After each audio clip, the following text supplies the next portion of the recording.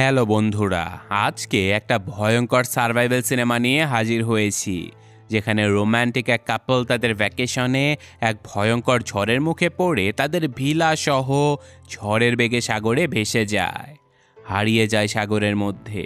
তো তারা কি বেঁচে ফিরেছিল, নাকি তাদের অস্তিত্ব সেই ঝড়েই বিলীন হয়ে গিয়েছিল? তো গল্পের শুরুতে আমাদের এক দম্পতিকে দেখানো হয়, যেখানে মেয়েটার নাম ছিল জোভেল আর ছেলেটার নাম কায়েল। আসলে কিছুদিন আগে তাদের বাচ্চা পেটে থাকা অবস্থাতেই মারা যায়। তাই তারা সেই ভয়াবহ সময় আর স্মৃতিগুলোকে ভোলার জন্য কিছুদিনের জন্য থাইল্যান্ডের একটা বিচে ঘুরতে এসেছে। তারা এখানে নিজেদের মতো করে সুন্দর সময়টাকে উপভোগ করার চেষ্টা করে। তবে জোভেল সবসময়ই তার বাচ্চার ব্যাপারটা নিয়ে একটু ডিপ্রেশনে থাকতো। তো যাই হোক, একদিন সকালে জোভেল একটা কফি হাউসে বসে তার মা আর বোনের সাথে নিজের ভ্রমণ অভিজ্ঞতাগুলো শেয়ার করছিল, আর কায়েল বিচে ফুটবল খেলছিল। তো তখনই কফি হাউসের টিভিতে আবহাওয়া নিয়ে খবর দেখানো হচ্ছিল, যেখানে বলা হচ্ছিল যে আজকে খুব বড় ধরনের একটা ঝড় হতে পারে। তাই সমুদ্রের তীরবর্তী সবাইকে আগে থেকে সাবধানে থাকার কথাও বলে দেয়া হয়। কিন্তু জোভেল ফোনে তার মা আর বোনের সাথে এতটাই বিজি ছিল যে সে গুরুত্বপূর্ণ এই খবরটাই মিস করে ফেলে। তো যাই হোক, এরপর তারা দুজন বিচে ঘোরাফেরা করে রিসোর্টে চলে আসে। এখানকার প্রতিটা রিসোর্টই সাগরের উপরে তৈরি করা হয়েছিল, যেন ট্যুরিস্টেরা সাগর আর আকাশের সুন্দর একটা দৃশ্য একসাথে উপভোগ করতে পারে। তো কায়েল তার স্ত্রী জোভেলের সাথে মজা করতে করতে ওয়াটার ডাইভিংয়ের জন্য পানিতে নেমে যায়, আর এরপর তার স্ত্রীও পানিতে নামে। এখন অনেকক্ষণ ডাইভিং শেষে তারা উপরে এসে একটা পাথরের উপরে বসে পড়ে, আর ঠিক তখনই কায়েল পাথরে পা পিছলে নিজের পা কেটে ফেলে। তো এদিকে কায়েলের পা দিয়ে খুব রক্ত বের হচ্ছিল, আর তার স্ত্রী এটা দেখে ভয়ে রীতিমতো কাঁপতে থাকে।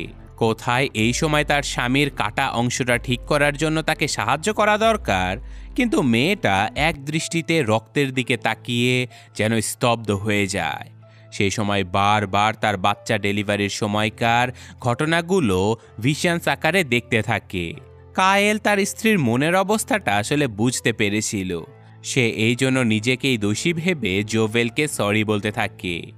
জোভেল নিজেকে একা ছেড়ে দেবার জন্য তাকে অনুরোধ জানায়। তো এরপর তারা দুজনে রিসোর্টে ফিরে আসে। জোভেলকে সব সময় এরকম মনমরা দেখে কায়েল বলে যে হয়তো আমাদের এখানে আসাই ঠিক হয়নি, আসলে আমি কেন যেন কোনো মজাই পাচ্ছি না। জোভেলও বলে যে তাহলে কাল সকালে আমরা বাড়িতে ফিরে যাই। দুজনেই সম্মতি জানিয়ে সেদিনের মতো ঘুমিয়ে পড়ে। রাত তখন অনেক গভীর হয়ে গিয়েছিল, আর হঠাৎই কিছু একটার শব্দ পেয়ে জোভেলের ঘুম ভেঙে যায়। সে তার স্বামীকে ডেকে বাইরে দেখার জন্য পাঠিয়ে দেয় যে এটা কিসের শব্দ। কিন্তু কায়েল এটা সমুদ্রের ঢেউয়ের শব্দের কথা বলে তার স্ত্রীকে ঘুমিয়ে যেতে বলে, আর যথারীতি জোভেলও তাই করে। কিন্তু তখনই রিসোর্টের ল্যান্ডলাইন নাম্বারে কল চলে আসে, আর জোভেল কল রিসিভ করে কথা বলে। আসলে রিসিপশন থেকে তাদেরকে একটা মেয়ে কল করেছিল, আর সে তাদেরকে জানায় যে আজকে আকাশের অবস্থা খুবই খারাপ, সাগরে প্রচণ্ড ঝড় হবার সম্ভাবনা আছে। এখানে বছরে দু একবার এমন ঝড় হয়ে থাকে। যদি তাদের কোনো সমস্যা হয় তাহলে তারা চাইলে রুম চেঞ্জ করে নিতে পারে। জোভেলও চাচ্ছিল রুমটা চেঞ্জ করার জন্য, কিন্তু তার স্বামী জানায় যে না, কোনো সমস্যা নেই, তারা এখানেই থাকবে। আর জোভেল বাধ্য মেয়ের মতো রিসিপশনের মেয়েকে এই কথাটা বলেই কল কেটে দেয়। তারপর যথারীতি তারা ঘুমিয়ে পড়ে। কিন্তু হঠাৎ গভীর রাতে প্রচণ্ড ঝড়ে সাগরের পানি তাদের রুমের ভেতরে চলে আসে। তারা কিছু বুঝে ওঠার আগে অনেক বড় একটা ঢেউ এসে রিসোর্ট থেকে তাদের রুমটা আলাদা হয়ে ঢেউয়ের সাথে ভেসে সাগরে চলে আসে, আর তারা ঘরের ভেতরে বারবার আছড়ে পড়তে থাকে। এদিকে কায়েল যে আগেই পায়ে ব্যথা পেয়েছিল, তাই সে পড়ে গিয়ে আর উঠে দাঁড়াতে পারে না। জোভেল বুঝে উঠতে পারে না যে সে কি করবে। বাইরে তাকিয়ে সে কায়েলকে চিৎকার করে বলে যে দেখো, আমরা কিনারা থেকে সাগরের মধ্যে ভেসে চলে যাচ্ছি। কায়েল অনেক চেষ্টা করে ওঠার জন্য, কিন্তু একে তো তার পায়ে আগে থেকে একটা কাটা ছিল, আর এখন ঘরের ভেতরে ভেঙে পড়া কাচের কারণে তার পায়ের অবস্থা আরও খারাপ হয়ে গেছে। এদিকে তাদের ঘরটাও ভাসতে ভাসতে বিচ থেকে আরও দূরে চলে যেতে থাকে। জোভেল অঝরে কান্না করতে থাকে আর কায়েল তাকে ভরসা দেয় যে তারা অবশ্যই নিরাপদে আবারও ফিরে যাবে।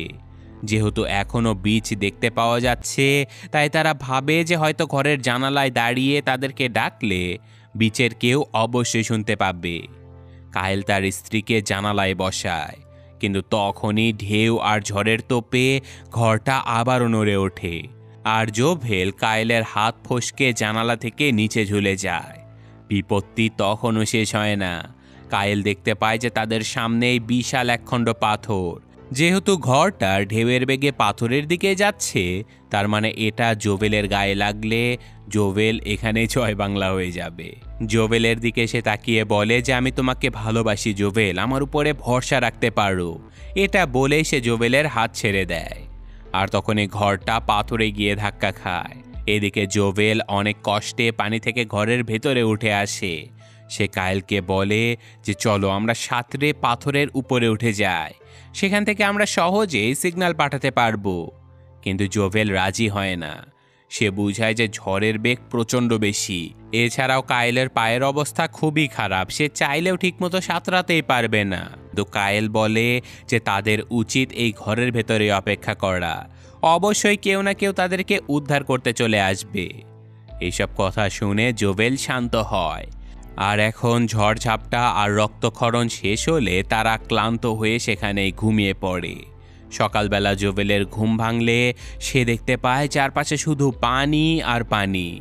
তারা এখন কোথায় আছে এটাও তারা জানে না। কায়েলকে সে ডেকে তুলে এই সব কিছু দেখায়। এত পানি আর সমুদ্র দেখে তারা দুজনেই প্রচণ্ড হতাশ হয়ে পড়ে।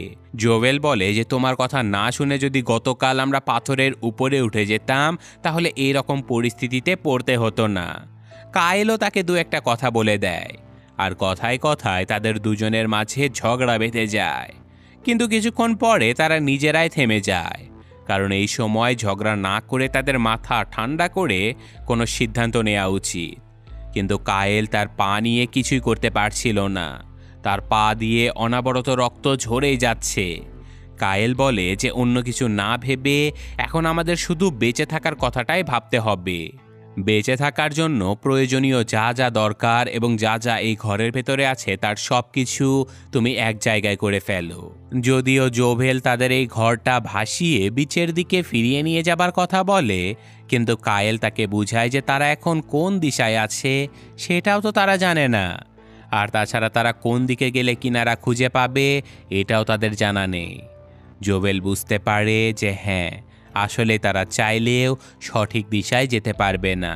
তাই সে বেঁচে থাকার জন্য প্রথমেই খাবার পানি খুঁজতে থাকে।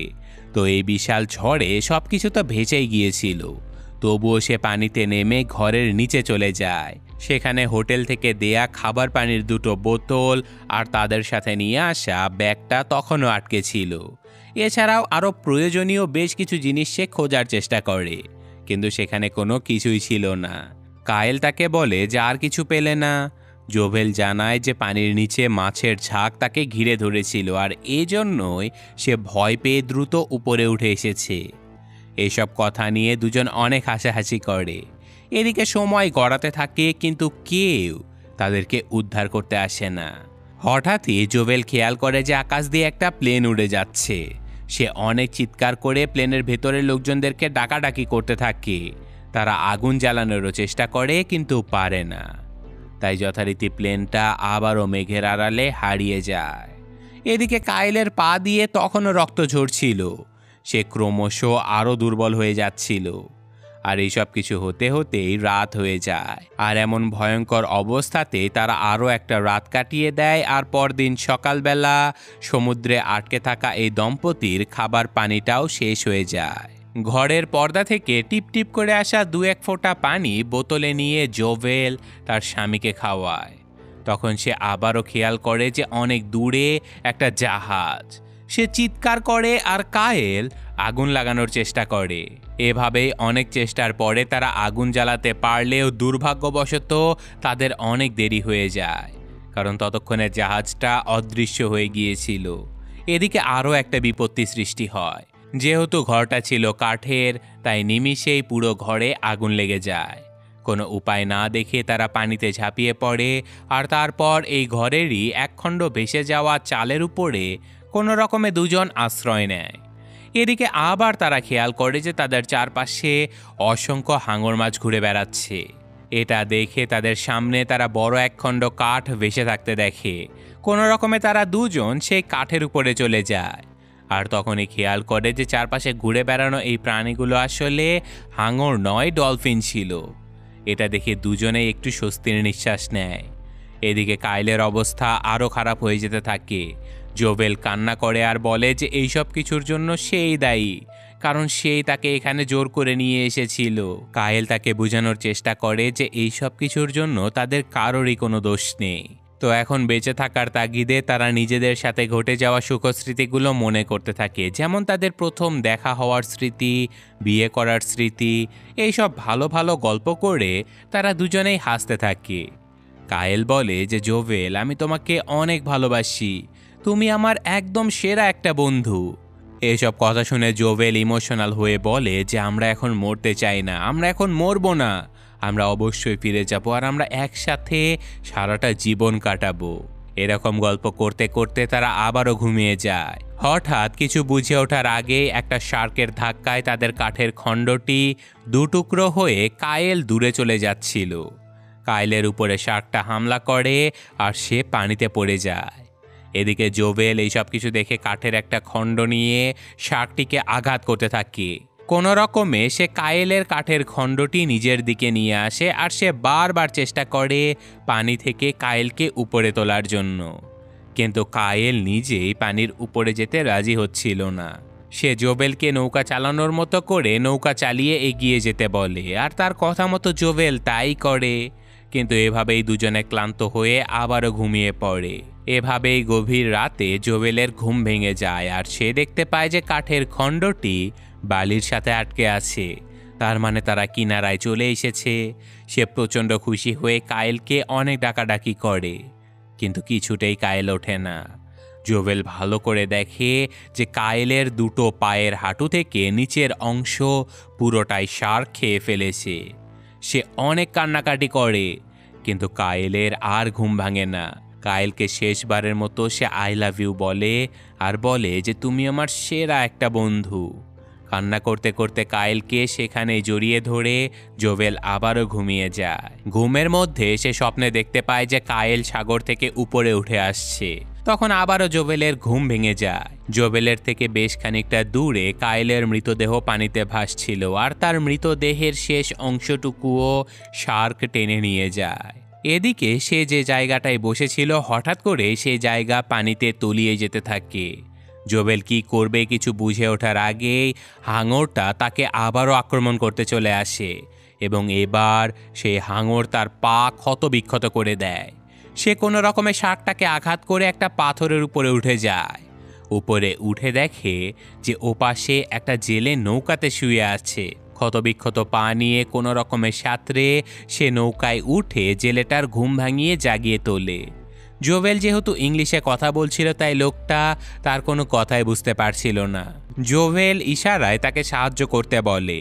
সে নিজের ক্ষতবিক্ষত পাটা সেই লোকটাকে দেখায়, যেটা দেখে লোকটা মাছ ধরার বড়শিটাকে শুয়ের মতো বানিয়ে জোভেলের ক্ষতস্থানটাতে সেলাই করিয়ে দেয়। জোভেল ব্যথায় চিৎকার করতে করতে সেখানেই ঘুমিয়ে পড়ে। এদিকে লোকটা তার মাছ ধরার খাঁচাটি পানি থেকে তুলে আনার জন্য যখন পানির নিচে চলে যায়, তখনই শার্ক তাকেও আক্রমণ করে। নৌকায় বারবার ধাক্কা লাগার কারণে জোভেল বুঝতে পারে যে শার্ক আক্রমণ করেছে। সে জেলেটাকে খুঁজতে থাকে আর বলে যে প্লিজ উপরে উঠে আসুন। এদিকে পানির উপরে রক্তে ভেসে যাচ্ছিল।